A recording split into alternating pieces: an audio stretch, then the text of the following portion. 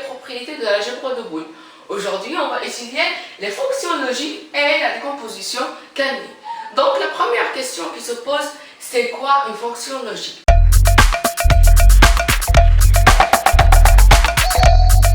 Une fonction logique est une expression booléenne qui se compose d'une combinaison de variables de cette fonction et des opérateurs de base de l'algèbre de Boole. Par exemple, la fonction de A, B, C, par exemple, A, B bar ou C. Donc ça, c'est une fonction logique. Il y a aussi d'autres notions que j'aimerais bien que vous sachiez. Par exemple, on appelle un groupe de variables qui sont reliées par l'opérateur et un interme. Donc, A et B et C, ça c'est un interme. On a trois variables qui sont reliées par l'opérateur et. On appelle un groupe de variables qui sont reliées par l'opérateur ou un max terme. Donc, A ou B ou C. Ça, c'est un max terme. La deuxième question qui se pose, c'est quoi la décomposition canonique?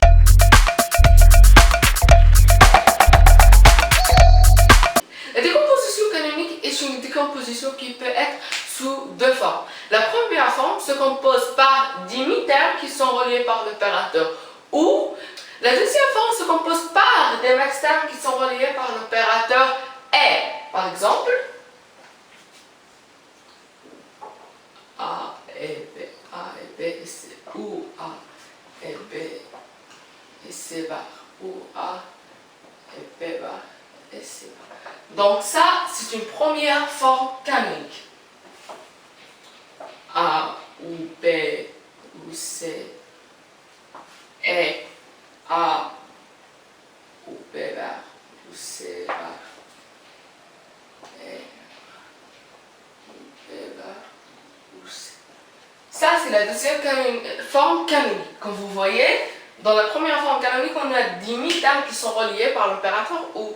Et dans la deuxième forme canonique, on a des max-termes qui sont reliés par l'opérateur et. On peut faire le passage aux formes canoniques à partir de la fonction et la transformer pour apparaître des mi-termes et des max-termes complets ou à partir de termes de vérité. Premièrement, on va expliquer comment obtenir des formes canoniques à partir de la fonction.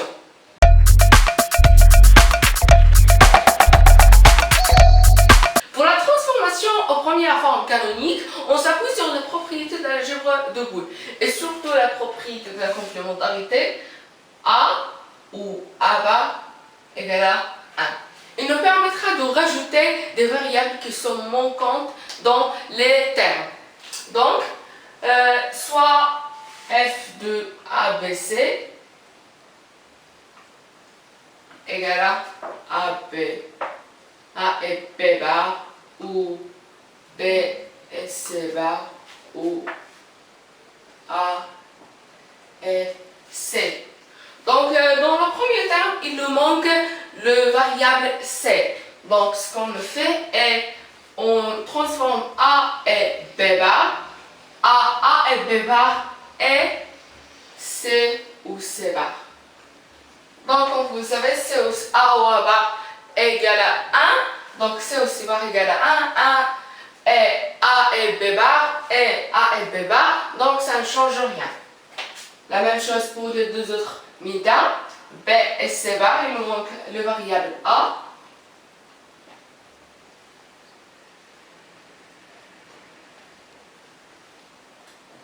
A et C, il nous manque le variable B.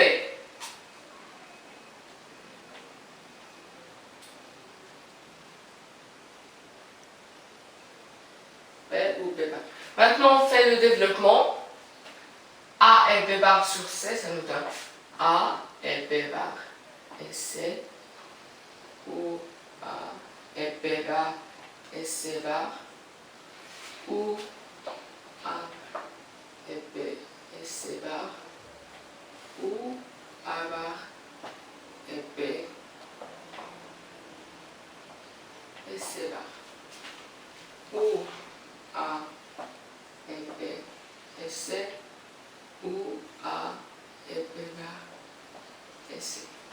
Comme vous voyez, ici on a un mi-terme qui est identique à ce mi-terme. Donc on va éliminer un de ces mi-termes. On va éliminer ça. Ça nous donne A et B bar et C, ou A et B bar et C bar, ou A et B et C bar, ou A et B et C bar, ou A et B et C. Donc ça, c'est la première forme canonique. Pour la transformation aux deuxième forme canonique, c'est l'exemple suivant, f de A, B, C égale à A, B bar ou B, C bar ou AC. Donc on va passer par la propriété de l'involution, f de bar égale à f. Donc on va faire le premier bar, A, B, C, premier bar, A, B bar, ou B, C bar, ou AC. Maintenant, selon la loi de Morgan, ici on va transformer ce OU à un E, A, B,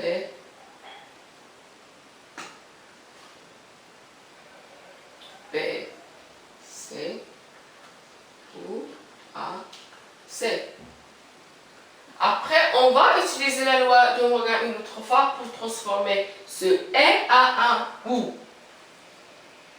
Ça nous donne A bar ou B de bar et B bar ou C de bar ou A, pardon, ici et A ou C, A bar ou C bar.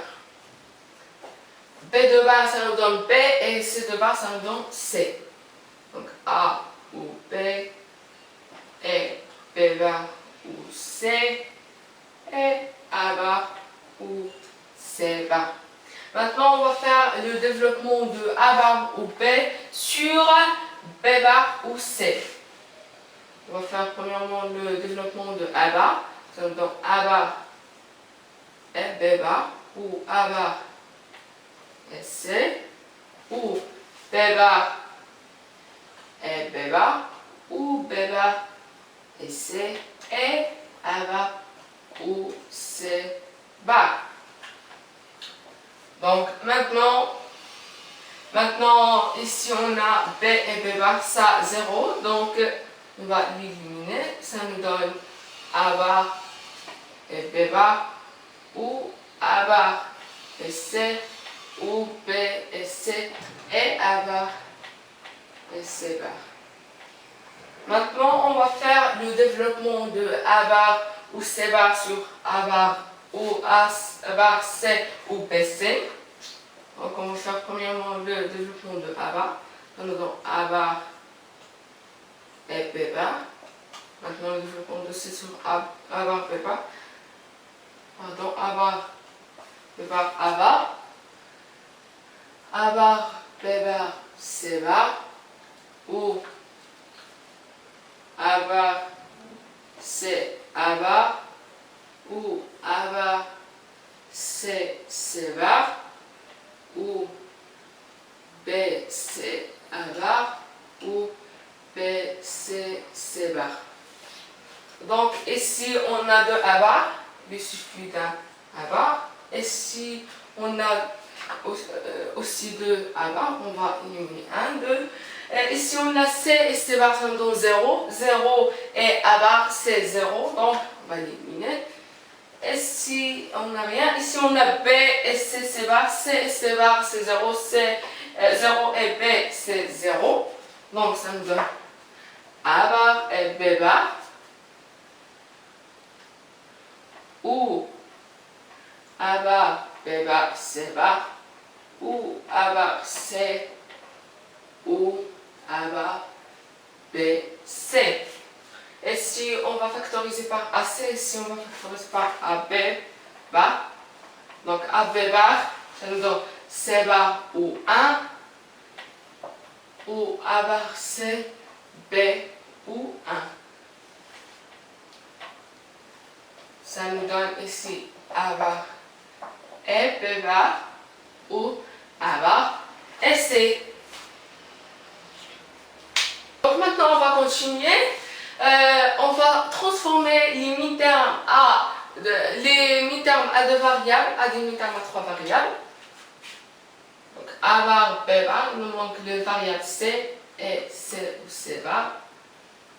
Ou A bar, C ou B bar. Ça nous donne A bar, B bar, C ou A bar, B bar, C bar ou A bar, B, C ou A bar, B bar, C. Donc ici on a deux mi-termes qui sont identiques, on va éliminer 1, 2. Ça nous donne A bar, B bar, C ou A bar, B bar, C bar ou A bar, B, C. Donc ça c'est F. Maintenant on va ajouter un autre bar pour avoir A, B, C, 2 barres. Ça nous donne A bar, B bar, C bar ou A bar, B bar, C bar ou A bar, B, C. Donc c'est comme ça. Ça nous donne. On va, selon le node américain, on va transformer ce ou en un mais. Ça nous donne A bar, B bar, C et A bar, B bar, C bar et A bar, B, C. Et maintenant on va utiliser une autre fois la loi de Morgan. Ici, pour transformer C et à des OU, ça nous donne A2 bar ou B2 bar ou C bar et A2 bar ou B2 bar ou C2 bar et A2 bar ou B bar ou C bar.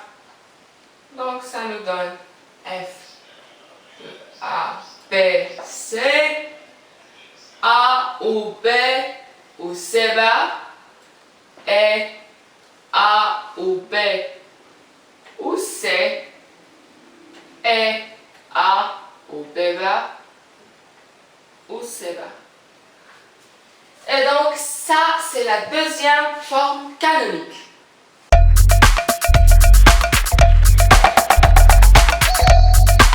Mais cette méthode est très complexe. Donc utiliser la table de vérité est mieux.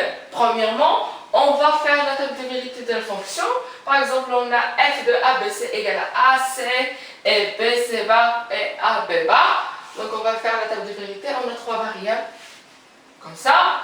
On a besoin de B bar. Ici, on a B bar, B égale à 1, donc B bar égale à B égale 0, donc B bar égale à 1. 0, 1, 1, 0, 1, 0, 0, 1, 0, 1, 1, 0, 1, 0. Alors aussi on a besoin de C bar, donc C, ici on a 0, donc 1, 1, 0, 0, 1, 1, 0, 0, 1, 1, 0, 0, 1, 1, 0. Maintenant on va faire A et B bar. Ici on a 0 et 1, donc 0. Comme vous savez, dans la fonction et, on obtient 1 lorsqu'on a dans les deux variables 1. Donc ici on a 0, 1, donc 0, 0, 1, 0, 0, 0, 0, 0, 0, 0, 0, 1, 1, ça nous donne 1, 1, 1, ça nous donne 1, 1, 0, 0, 1, 0, 0. Maintenant on va faire BC bar. BC bar, ça nous donne 0, 1, 0, 0, 0, 0, 1, 1, 1, 1, 0, 1, 0, oui, 1, 0, 0, 0, 1, 0, 0, 0, 0, 1, 1, 1, 1, 0, 0. On passe à AC. Et si on a 0, 0, c'est 0. 0, 1, 0. 0, 0, 0. 0, 1, 0. 1, 0, 0. 1, 1, c'est 1. 1, 0, 0. 1, 1, c'est 1. Maintenant, on va faire f de ABC. C'est AC ou BC va. Donc, si un de ces trois termes égale à 1, donc f de ABC sera 1. Et si on a les trois sont 0, 0. Et si on a BC va, c'est 1. Donc, on va écrire 1, 0. Ici, on a 1, 1, 1, 1. Donc, pour trouver la première forme canonique, pour chaque valeur de f de ABC égale à 1, on définit les mêmes termes de variables, tels que si un variable égale à 1, on le note comme il est, sinon on le note avec un bar. Par exemple, si a égale à 1, on le note a, sinon on le note à bar. Donc on va extraire les mi-termes, et si on a f de ABC égale à 1, on a a égale à 0, on va le noter a bar.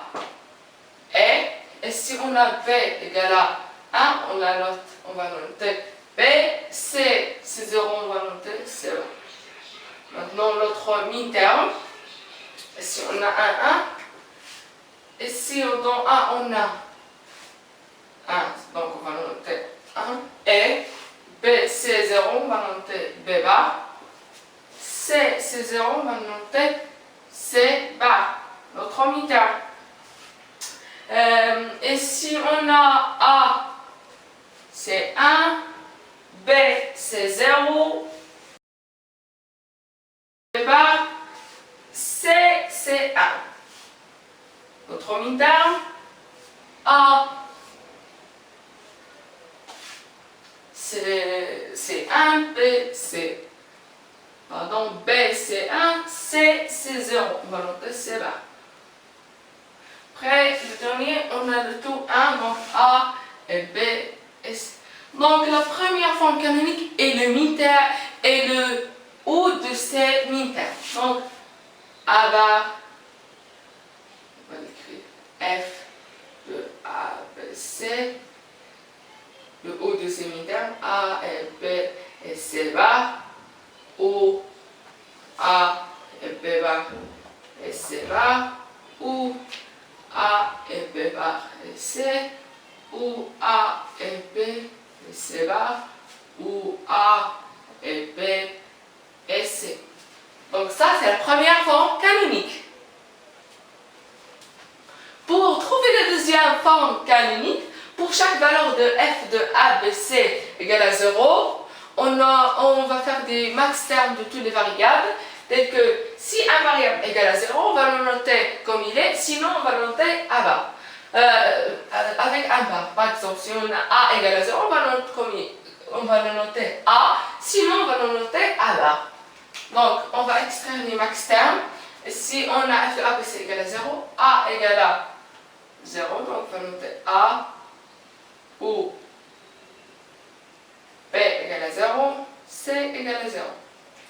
Notre max terme, et si on a a égale à 0, donc a, b égale à 0, c égale à 1, on va noter par.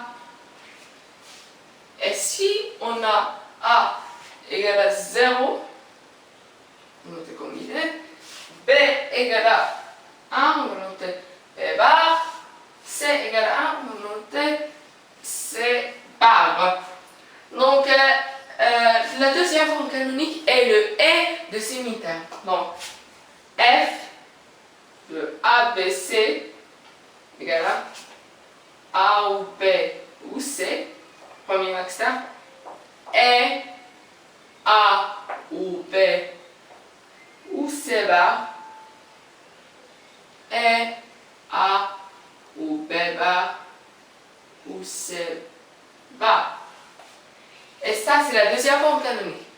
Et ainsi, on aboutit à la fin de cette séance. Jusqu'à la séance prochaine. Au revoir!